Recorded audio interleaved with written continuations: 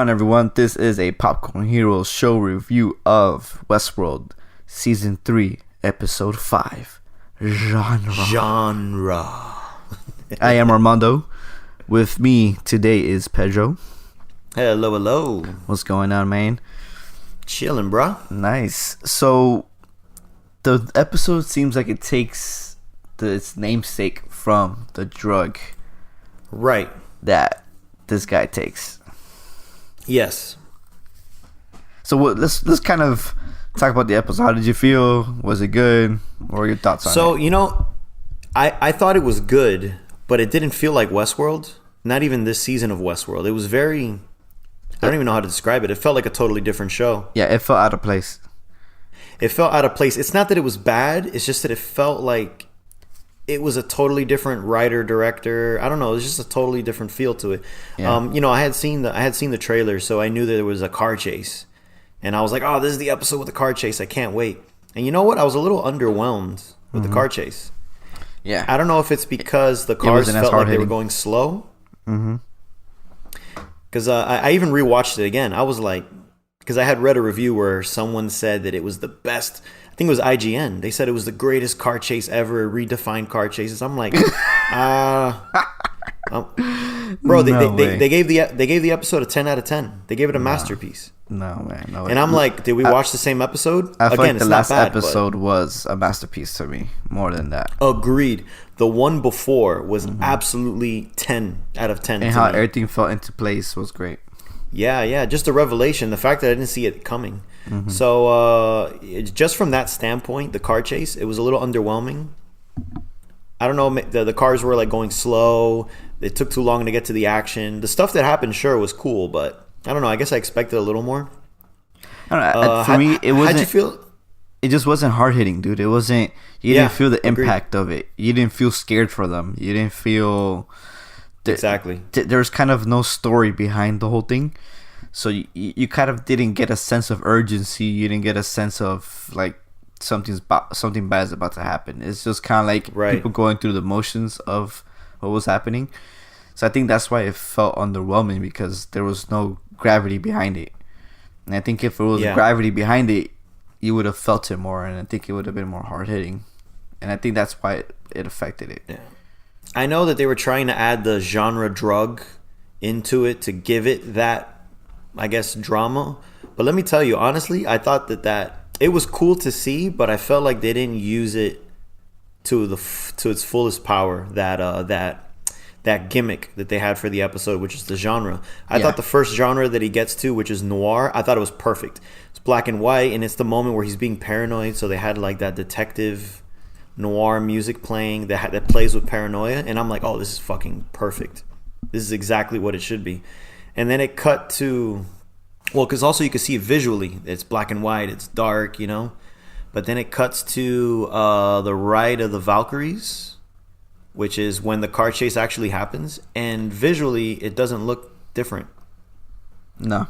Someone in the review said, "Oh, the saturated colors," and I'm like, I watched it again. I'm like, I don't see shit, bro.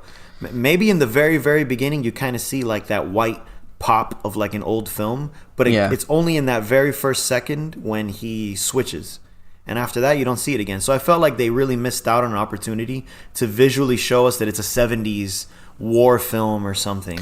Yeah, it didn't feel that way. Yeah. It felt like they got lazy at that point. And the crazy thing is that I didn't feel a lot of the genres towards the. I didn't feel that many genres. Only the first one, and then everything else kind of just blended in together. Right. I think you need to listen to the music cues more than, like if you didn't know the music cues, you wouldn't know the genre he's in. Oh, and of course the romantic comedy. I mean the romance one, where he was staring at her, and like which the romance one again they didn't do the romance one right, because I know in a lot of old films, the way they would show romance is they would kind of do like that glare, like on the side of like almost like that blurry angelic glare look. They didn't do it, and I watched it again to see if they did it. They didn't do it. They missed opportunities with essentially adding a filter every time he had it, so we know what he's in. Instead, we're kind of just, like you said, waiting for musical cues and kind of going, all right. And the crazy thing is that when he was in reality, it didn't feel different from what you were seeing before. It just felt Now here's the same. thing. I felt like that was the point that they were trying to make at near the very end, where he's like, where it's chaos, and he's like, what genre is this? And they're like, this is reality, man. I think that's what the point they were trying to make, but it didn't hit hard, you know? Yeah. You were supposed to ask that question too, like, whoa, is this really happening?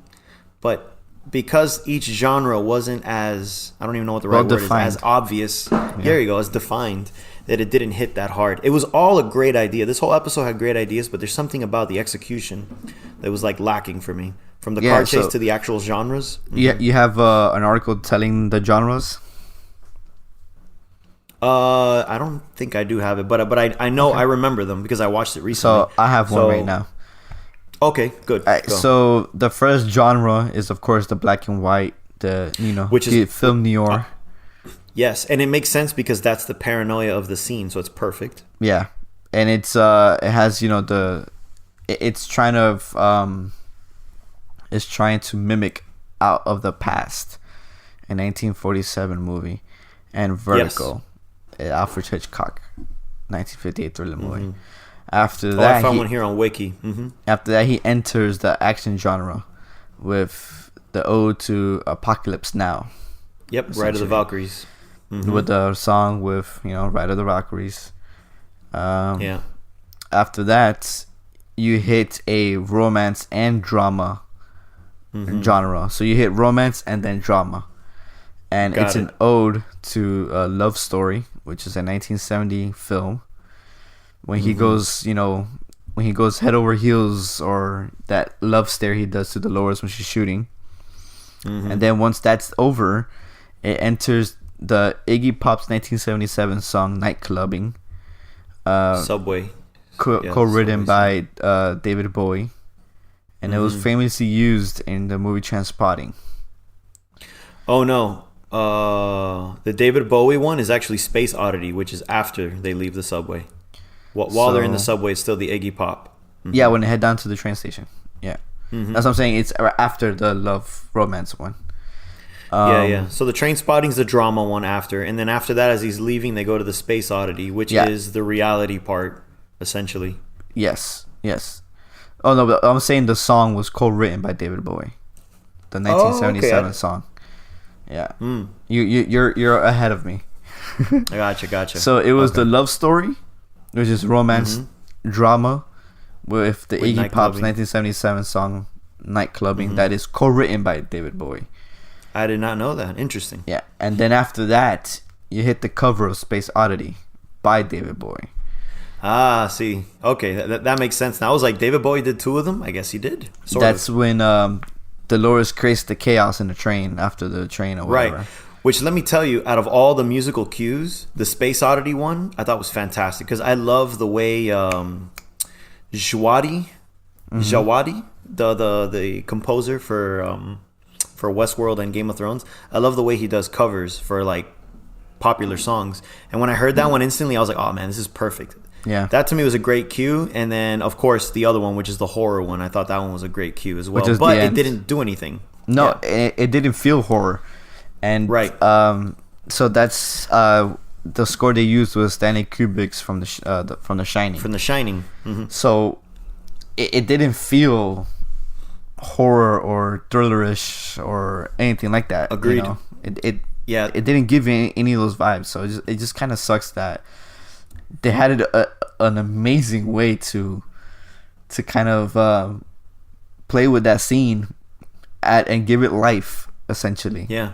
And they didn't. Pretty much the cinematography and the compositing or editing or whatever didn't feel like the genres they were portraying. The only one that got close was the first one. Yeah. Which is the film noir. That's the only one that got close. Exactly. Yeah. It is obvious. Yeah. But the other ones, they all missed an opportunity. So I was very disappointed in that. I think they like the action sequence where you had the action, the ode to Apocalypse Now. It should have just been maybe very that yellow tintish they had, I think, in the movie. Yep.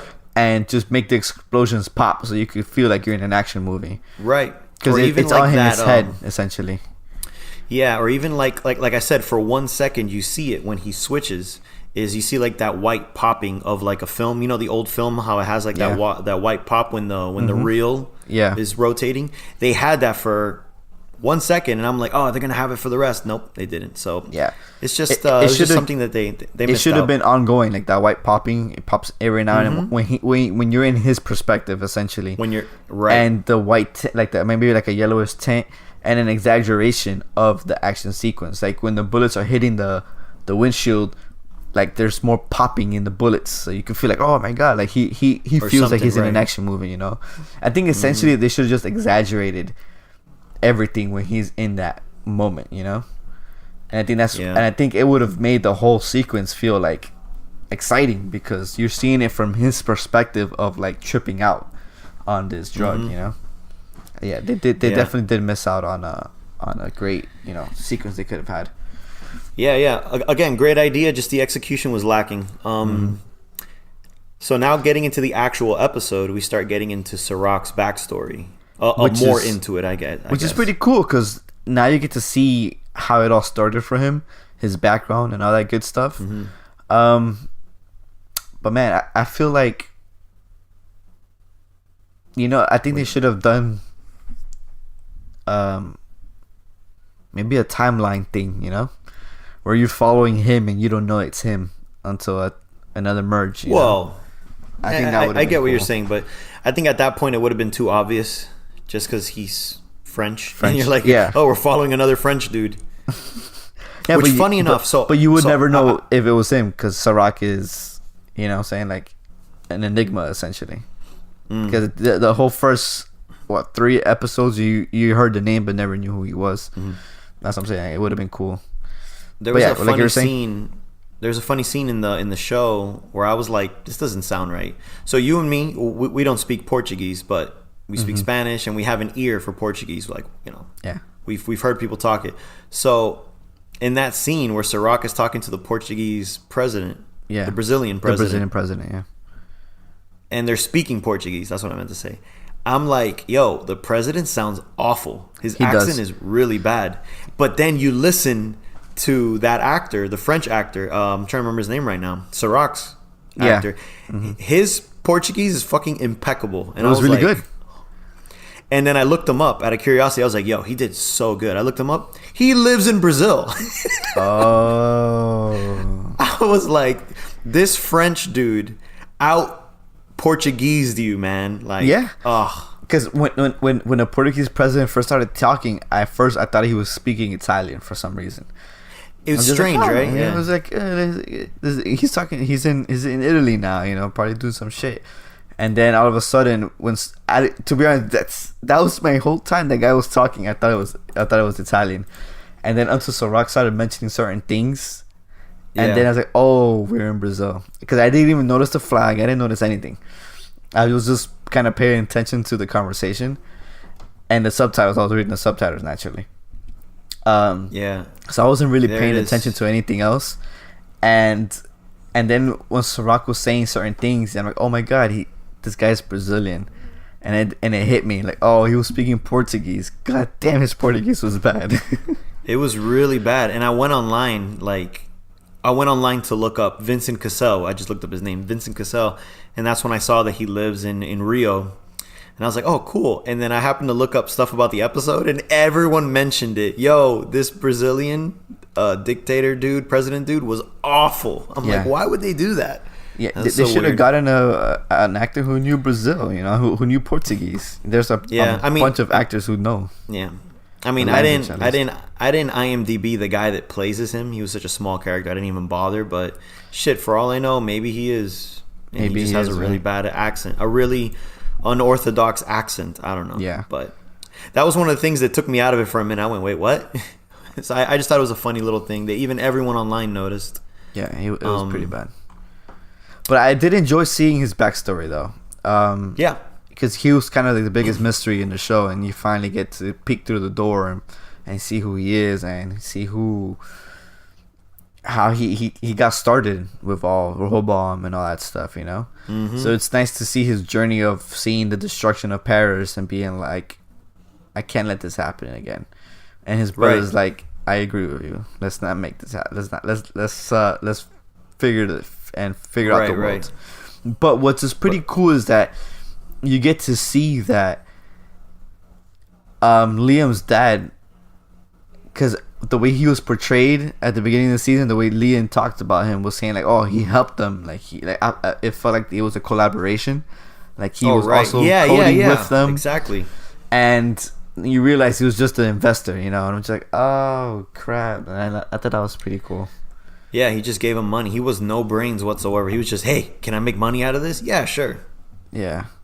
So that was pretty cool. That whole like that twist, that not really a twist, but that perspective. Because at the beginning, I was gonna say, Liam was like, oh, he helped them make it, and now you realize no, he just helped them. He just gave them money to do it. So I enjoyed that switch of perspective that happened. Yeah. I was trying to remember what the other thing I was going to say. Oh, you know whose acting I didn't like in the episode? Lena Waithe. Yeah, Lena Waithe. She was terrible, dude. She's awful. Really bad. Because the thing is, she had such a small part in the previous episode that you're kind of just like, yeah, whatever. But in this one, she was supposed to act all sad about her brother or whatever, and I was just like, yeah, nah, she sucks. Even when you look back on what's the name of that? When she was in Masters of None, she wasn't really that good as an actress. The only episode she really popped in was her own episode that she wrote, and that was kind of like mimicking her life essentially when she was talking about her, about her being lesbian, all that stuff.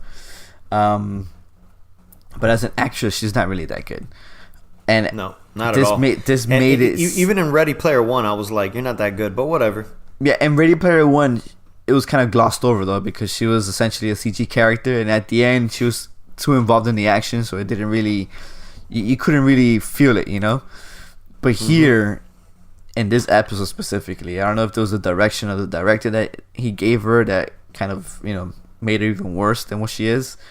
Yeah, it just didn't feel natural. It felt kind of really forced, and she wasn't emotional or expressive. I feel like her partner, which is a football player, acted better than her, and I'm just like, yeah. This guy is a football player with zero acting. He's never acted before, and he portrays his character more natural than you. I mean, it's a more one-dimensional character, but yeah, I get what you're saying. Yeah, it just felt more natural. It felt more real as a character. Part. So one of the biggest surprises of this one is that I was very surprised they did the reveal. Not even the reveal. They did the thing that I thought they were going to save for the end. They did it already. Surprised the shit out of me. Because when they released the data for everyone to see, I thought that was going to be a finale. Yeah. And I thought when they did it, it was only the subway as well. And then she's like, no, I did it to all. I was like, oh. I was like, this girl's crazy, man. I was like, wow, now what? Because that I thought would have been the perfect ending to see everything going crazy. But they did it so soon. And the funny thing is that essentially right now it's a breakneck pace, essentially, because you spent the first 3 to 4 episodes kind of catching up with everybody, essentially. Like, oh, this is what everyone has been doing since the end of last season, and now essentially you have 3 episodes left, and the season's over. So literally everything that happens now is going to be so fast, and I don't know how I'm going to feel about that. Hopefully they are able to execute it better, or execute it, because essentially you only have 3 episodes left to wrap up the season or the story of this season. So let's see how they do that. So here's the thing: they have 5 planned total. Damn, whether it'll get HBO's to 5, give who it knows? Exactly, they have 5 planned, so that's what kind of gets me not too worried about the pace, because there's still time to get to stuff. But if they would have said this is the final one, then I would have been really fucking worried. Because then I would have been like, oh, this is Game of Thrones all over again. Wow, dude, I really hope. I mean, HBO's dying for content, so maybe they will. They probably will. They probably will. And give them those extra time. And this is better reviewed than last one, so. Well, because it's more linear. Because remember, the problem with season 1 and season 2 is that people were confused by it. They were confused with the timelines. They were confused with all this crap. so they were all lost and they they didn't really understand the show. But this one, they decided to make it more linear, more so that you could follow along, and I think that's why people are liking it better now. It does have lower numbers though. I'm looking here. If you look at season 2, the average viewers was the premiere 2 million and it ended at 1.5 million. And this one, the premiere is just under 1 million. Well, you gotta think about, a lot of people are probably not watching it live. They're probably watching it through the app. So you kind of have to figure out the aggregate through the app too. You know, how many people are watching off of DVRs and how many people are watching it. You know, essentially through HBO Go or Now. That's true. To get a real test of how lasting this one is. Yeah. Well, we'll see. But there you have it. It's 5 plans. So I guess we'll see how it's going. Man, I hopefully HBO gives it to them. I mean, like I said, they are starving for content, especially with the HBO. What is it? Go Plus or Go whatever? Max. HBO Max. So they need content for it.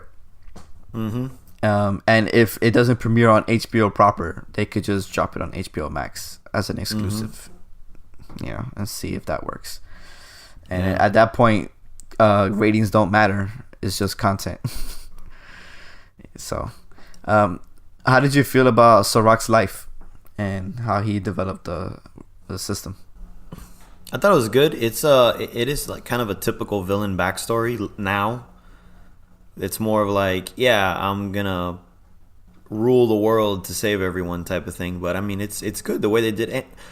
The thing is, the actor is so damn good that's probably what makes it better. I feel like with any other actor, it wouldn't have been as interesting. Yeah, but the fact that it's him, he's got like a charisma that I'm just like, all right, yeah. He's the guy from Black Swan, right? Yep. Yeah, he was great. Yeah, dude. Movie. Well, you know where a lot of people would know him from too is Ocean's 12. He's the thief. Yeah. In Ocean's 12, yeah, with the famous breakdancing through the laser scene. Yeah, that guy. That. So yeah, it's kind of cool. I like him. I think he's like a worthy villain. Although at this episode, everything came crashing down. So we'll see what happens. I know Maeve is obviously going to be a part because she was missing here. So there's going to be a little more of that. She was kind of quote unquote left for dead in the last episode, right? But we all know better than that. She's too big a character to do that. And there's that whole Yakuza storyline that's still, because now what's her face, Dolores. She lost a person. She lost the bodyguard guy. Yeah, he pretty much just blew up the building. Which surprised me. Killed the assistant. Yeah, so that's what surprised me because I'm like, oh look, it's Mantis. Like they made such a big deal about her being in the show. Yo, she barely was in it, dude. Dude, she had one scene before this, and then she had this one where she blows up. I was like, okay, I guess there was no point to her being advertised. They should have just hired her nobody, man. Like they paid her a higher rate for essentially not doing anything. Exactly. They paid money for what? It didn't make sense. Yeah, but it was terrible. Yeah, so for a while I thought, why was he killing himself? There was no point in doing that. But then I realized, okay, you're just creating your copies just to have one single purpose. So when that purpose is over, you're just like take out. And you also got to think about it that you have to quote unquote blow it up, because if you shoot it or whatever, you could find out that it's a robot and like, oh shit, who else has been replaced? So okay, that's true. You kind of have to hide the evidence that of your plans and of what you're doing. You have to go big. That kind of makes sense. You have to go big or your whole thing falls apart. Yeah. I also pretty cool. It was pretty interesting that it's actually Sirach who killed Liam's dad. Yeah. Because it was never really kind of mentioned that it was just kind of like he just died. Right. Well, so, as the flashbacks are going through, I'm already like, yeah, he's obviously gonna do it, because I remember in the beginning he said my dad died in a plane crash or something, or an accident. I forgot how he worded it. So I'm like, Sirach with the technology, I thought he was gonna like down the plane while he's in it, but whatever. He just had him visit the crash and then smash his head. So I was like, all right, that works too. I could clean this up. Yeah. I was like, oh, there's blood on the wing, but whatever, man. You're a billionaire. I'm sure you can make it look like he was in it. Yeah. Just send him to roast. That's it. Yeah. So some of the few mysteries that they kind of added, or at least put in my perspective now, is they're pretty much kind of making it seem like this guy isn't who he says he is or who he thinks he is. Who, Caleb? Caleb, Aaron Paul. So they added a whole new thing about that, but obviously we won't get into. I was gonna ask you that. Like, how did you feel when Liam looked at him and he was just kind of stranged out by his data? Yeah, I don't know. I mean, I have a theory for that. I don't know if you want to get to theories at the very end of this episode or. Yeah, I mean, let's get into it now, dude, because we're already on it. And we were towards the end, anyways. Yeah. So if you don't want to hear any theories, now is the time to stop listening. we pretty much got the episode down pat, so we're good to go. So all right, we're gonna get into some theories now. All right. So with Aaron Paul, obviously he's a human, so he's not like a host or anything. And there's a theory out there that he is a host. I don't think he is because the drug affected him. If the drug affected you, I don't think it works that way. So that to me was the proof that he's human. But what I think it is Serac introduces that basement that's kind of like a sort of an insane asylum type of thing where they reprogram people. Yeah. Which is obviously where Ed Harris, Man in Black's going to be. Obviously, where he is, because essentially I was looking at a screenshot of when Dolores bodyguard was telling Bernard, like, hey, I need to show you something. She was showing Bernard the Man in Black in that facility. Oh, okay. I didn't even catch that. Yeah, I saw a screenshot. But okay, so he's in the facility. Obviously, Serac's brother's in the facility. Now, I got a feeling that Aaron Paul's character was in that facility, and then maybe whatever reprogramming they did, he was so, I guess, undesirable that they reprogrammed him and then sent him off to war or something. Or maybe whatever he saw in war, because you can clearly see that he tortured someone. Yeah. And then maybe that was too much reprogramming, and then he's back out. So I think it's something along those lines. There's also the theory saying that he actually killed his friend. Yeah. So like he is the one who caused the death of his friend, and like So a part of me is wondering maybe whether it probably wasn't even his friend.